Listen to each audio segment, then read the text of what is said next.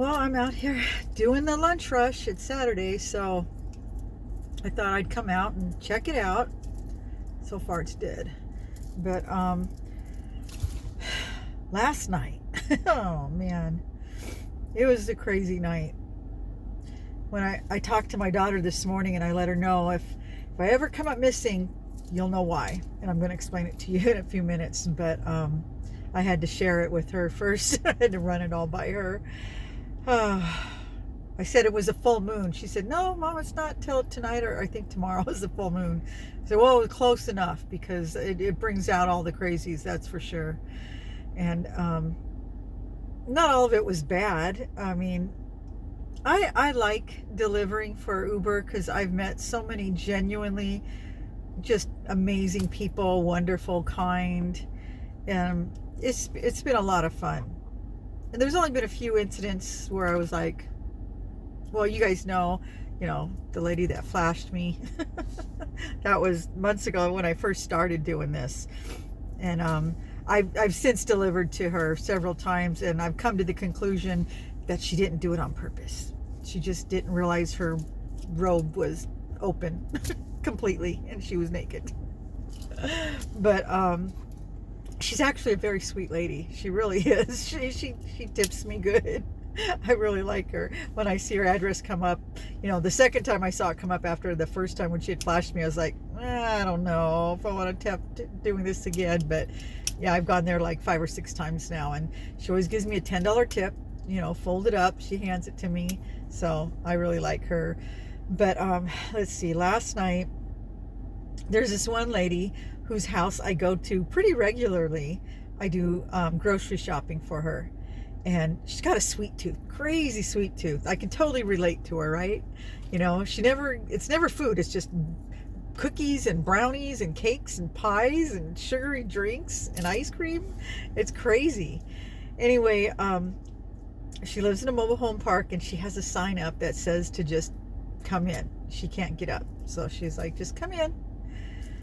And I worry about her because I think, that really leaves you vulnerable to have a sign like that out there all the time, because anybody could just come walking in. She leaves her door unlocked. But last night I brought in her groceries. She always has me bring them in, and she sits in her little chair there with her walker next to it, and just sweet as can be. But I always put away her groceries, and she'd asked me to get her a cake, a chocolate cake. Well, she already had 2. I mean, made from the bakery. And they were stacked in their boxes, and then she ordered a third one. Actually, she had ordered 2, and I told her they didn't have to, they only had 1. So she said, oh, I'm glad you didn't get 2. I already double ordered it. I was like, yeah, I see that. So she just got 3 chocolate cakes and a stir, I guess. But there wasn't a whole lot of food in that. I opened up her fridge, and it was just sugary, sweet stuff. She did have some yogurt in there, but didn't look like the healthy kind. Anyway, she's, like I said, she's really sweet. And when I first walked up, she had put a rainbow flag out there on her little walkway. And so I commented on the flag. Oh, I like your flag. I love rainbows, So I just said, oh, I like your flag. And she goes, I'm gay.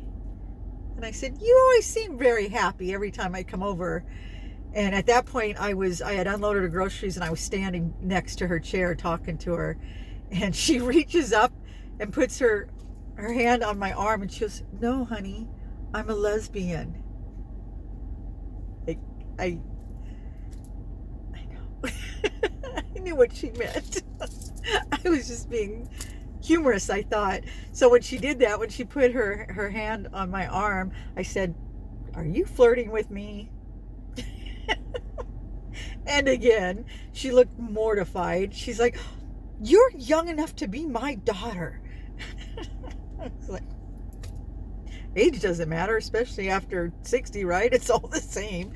But so yeah, she's telling me that, you're young enough to be my daughter. And she just started going on, chattering away. And I guess she hadn't come out until she was in her 70s. She waited till her husband passed. And I guess he passed I don't know, a few years ago. And she said after he had passed, she came out. And not everybody knows. She hasn't told everybody in the park yet, but that's why she stuck that flag out there. She kind of wanted to ease herself into it. So I just thought it was cute. You know, sweetest lady. Just love her. Yeah, just, I don't know. She's just always been the sweetest thing.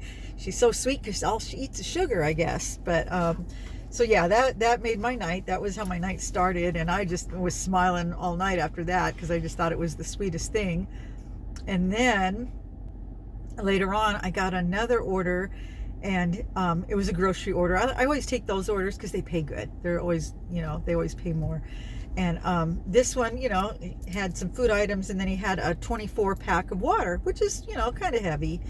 But when I pulled up, he lives in kind of like a small house, and he comes outside. It was an older gentleman, and he was little because I'm only 5'2", and he was like way shorter than me, right? He's a tiny little guy. And he spoke in broken English, but I could understand what he was saying. Anyway, when I went to put his water down, he threw his door open and he asked me to, you know, come in, and because he wanted me to carry the water in, which I can tell, you know, like I said, it's heavy. But anyway, he's pointing inside and he wanted me to put it on the kitchen counter, which I could see right through the front door. This is a little house. And at first I'm thinking, I really shouldn't do this. You know, we really aren't supposed to go into people's houses, even though I did for this little old lady. I thought, you know, this isn't a really a smart idea. I don't know. He's acting like he's, you know, feeble older guy, but who knows? But, you know, I sized him up and I thought, I could probably take him, right? Just as long as there's nobody else in the house. But I told my daughter, this is how I'm going to go. Somebody's going to lure me into their house for help, and dumb me, I'm gonna go every time because I don't know any better. But I did it. So I carried the water in, I stuck it on the counter, you know, nothing happened. He thanked me. He was very kind, gave me a $5 tip. You know, I brought his other groceries in. He was very nice. But still, you know, anything could have happened. You don't go inside people's houses. And I would tell everybody that. But yet, like I said, if I ever come up missing, you'll know why. You know, I helped somebody bring in their groceries. So there was that. And I was a little unnerved by it because I was mad at myself for being stupid. It's like, I should have just said, sir, I can't, you know, I'm not allowed to do that.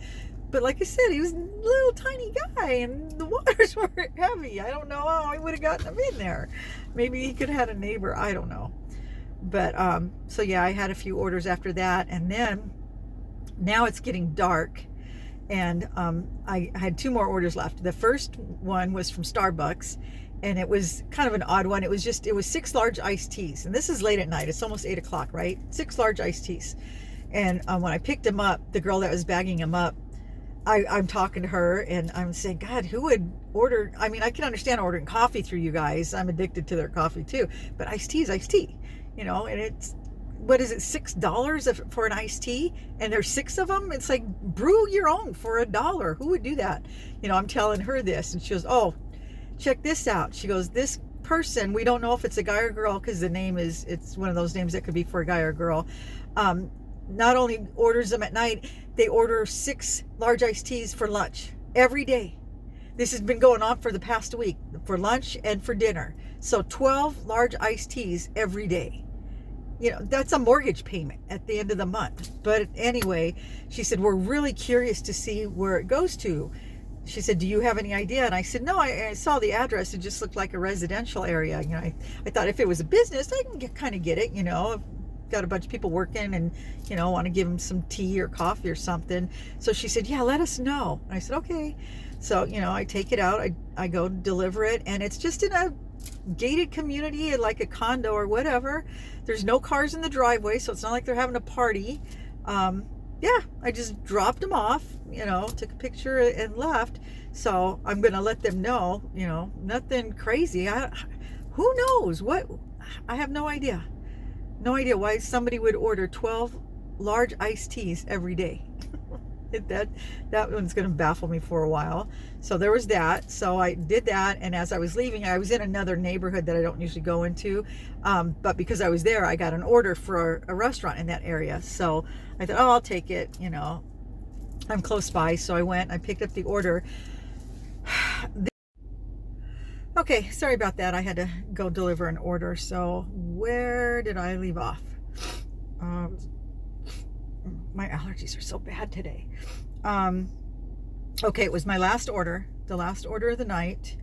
And like, I don't know if I left off telling you that after I delivered the iced teas, I was in another part of town, almost another city, one city over, and I got an order for one of the restaurants over there. So I thought, since I'm here, I'll go ahead and take it.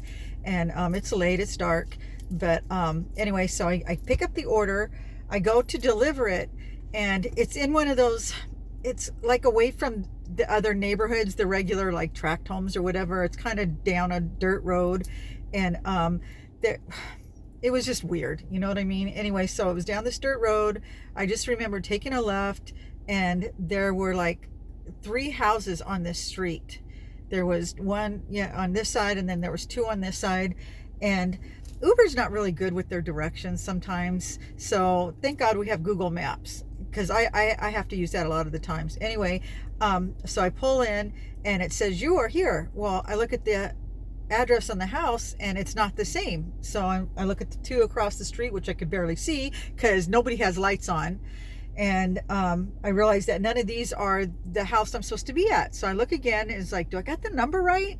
So then, like I said, I use Google Maps. I check it out, and on Google Maps, it shows that it's behind this house. So I'm thinking, okay, so there's got to be a way around this house. I see a driveway going up to the garage, and then I realized next to the driveway, there's like a road going down the side of the house, but it's kind of overgrown, and there's bushes. It was a dirt road, and it wasn't marked. There was no like street sign or anything. So I'm thinking, that's it. I got to go down that road, So anyway, so I pull in, I go down this road. I'm going really slow, and on Google Maps, I could see that there was 3 houses, and it was going to be the last house.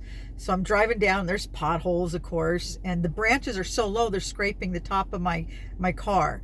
And the first 2 houses that I passed by doesn't look like anybody's living there. There's no cars, there's no lights, nothing. And so I get to the end of this road, and there's a big gate, a big wrought iron gate, and I couldn't even see that there was a house behind the gate, but according to Google Maps there was. So I get out of my car, I leave my lights on, I leave my door open, I go up to the gate, and I couldn't see anything. So I go on and look at the app, because sometimes it'll tell you that the customer wants you to ring when you get there. There's a doorbell on the gate, you know what I mean? They'll come out and meet you, or to just leave it by the gate, because I'm thinking that's probably what I'm going to have to do. So yeah, I'm looking down at the app trying to figure out what I'm going to do, and just about then I hear something howling at the moon. And it's right there. It's like right near me in the yard, I guess. And I could tell it was a person, but they're trying to sound like a coyote or something. And I'm like, what is going on? I'm like, what do I do? At that point, I'm thinking, you know what? I'm just going to drop the bags right here and just get in my car. I'm done. So I'm getting ready to put the bags down. And just about then I look up, and there's a guy standing right there, and he starts laughing hysterically. Like what he just did was just so funny. And it wasn't even a normal laugh. It was like a forced laugh, which made it even creepier. And I'm like, oh, did you have a food delivery from Uber? And he goes, gotcha. Like he was playing a joke on me or something. And I was like, yeah, you did. Did you want your food? I hand him the bag, and he grabs it, and he goes, oh, the code number is, because he had a code number. I'm like, thank you. I did, by then I'd turn and I'm running towards my car or whatever. And he was just, he had long, scraggly hair. Not like a hippie. I like hippies. More like a escaped mental patient. He just looked, ugh. And so anyway, I just thought, I want to remember this guy in case something happens. I tried to memorize him, but I was in too big of a hurry. All I remember is the scraggly hair. He had no shirt on. He had on dirty jeans, in case I have to describe him to the cops. I'd be terrible if they asked me, because, when you're in that moment, you don't, think, oh, what color eyes does he have? What color hair does he have? I couldn't even tell you that. But anyway, so I jump in my car. He was gone at that point. He'd already gone back. So I jump in my car. I have to back out because there's no way to turn the car around. And like I said, there's potholes and bushes. And I was like, oh, this sucks. And it's dark. There's no lights, but I did. I managed to back it up. I got out of there. And as I'm driving off, I'm realizing I don't think anybody else lives up here. I think all these other homes were empty, which this would be a perfect place for a psychopath to live and to bring all his people that he lures into his house. And what a perfect way to lure somebody to your house, just creep me out. But like I said, we have Life 360. My husband would know where I was at last. Uber would know where they sent me, so it wouldn't be too smart. But who says these psycho killers are smart? I don't know. But that was the thoughts that went through my mind. He might have been the most sane, normal guy. I doubt it, but why would you who does that? Why would you do something that creepy? It's dark out, I'm a lady by myself, he's just, obviously he's deranged. He thinks, if he thought that was funny. So yeah, I was done. I was like, I'm done. It's dark. I've made enough money. I'm going home. I don't need this crap. I'm done. But I needed that. The guy that asked me to come in the house, that didn't bother me. This guy, just the creepy vibes from him. I was like, yeah, this is a weirdo. You got to be careful. I didn't think about that kind of stuff when I signed up to do Uber, because it's in my hometown. I've lived here for 40 years. I know everybody. Well, I know most people. I know the neighborhoods, but obviously I'm not going to know everybody. And I'm finding streets that I didn't even know existed before. So I don't know every street, every nook and cranny like I thought I did. And I need to start carrying like bear spray or something like that with me. I think I have some, actually. Does that stuff get old? I've had it for a long time. I think I've had it for like 20 years. But I don't even know if it works. I should get it out and try. But yeah, we put ourselves in vulnerable positions. Most of the time, 99.9% of the time, it's fine. But it's these times like that. Next time, to be honest with you, if I am in a situation like that where it's just super dark and I'm not sure, I'm just canceling the order. I'll let it go against me. I'll just be like, couldn't find the house. And they do ding you. But it's worth it. I don't want to risk my life to deliver some hamburgers, you know what I mean? It's not worth it to me. So, but yeah, that was the creepiest thing. And like I said, nothing happened, but I felt like I put myself in a vulnerable position and something could have happened. And just the vibes, you get creepy vibes, and I've never gotten creepy vibes off of anyone that I've delivered to before. This was the first time. So yeah, that was. If I see that address pop up again, I'll be like, yep, nope, cancel, not taking it. And I wish there was a way to warn other Uber drivers or delivery drivers, don't go to this address. So, oh, yay. Okay, I got another order, so I'm going to let you guys go.